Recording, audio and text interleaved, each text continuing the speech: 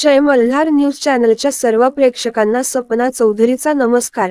Nandurbar railway स्थानकावर अतिरिक्त platform व नंदुरबार पुणे गाडी लवकरच होणार असून त्यासाठीचा पाठपुरावा सुरू असल्याची माहिती डॉक्टर हिना गावित यांनी आयोजित केलेल्या पत्रकार परिषदेतून दिली आहे। नंदुरबार लोकसभा मतदारसंघाच्या माजी खासदार डॉक्टर हिना गावित यांनी आयोजित केलेल्या पत्रकार परिषदेत नंदुरबार येथील रेल्वे स्थानकावर अतिरिक्त एक प्लॅटफॉर्म, त्याचप्रमाणे वयोवृद्ध व दिव्यांगांसाठी नंदुरबार येथील रेल्वे स्थानकावर बॅटरीवाल्या प्रवासी वाहतूक गाड्या, त्याचप्रमाणे नंदुरबार येथून पुण्याकरिता रेल्वे सुरू करण्यात येणार असून यासाठी आपला नियमित पाठपुरावा सुरू असल्याचे सांगितले आहे।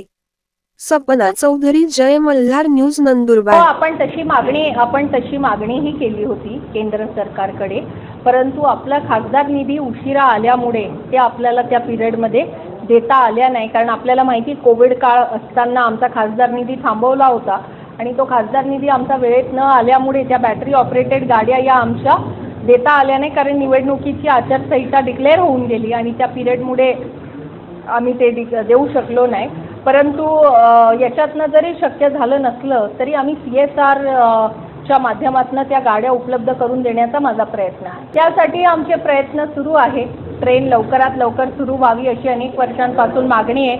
ती ट्रेन आम्ही जशी मुंबई नंदुरबार ट्रेन, ही मागणी 40 वर्षापासून होती आणि तो प्रश्न मी मार्गी लावला।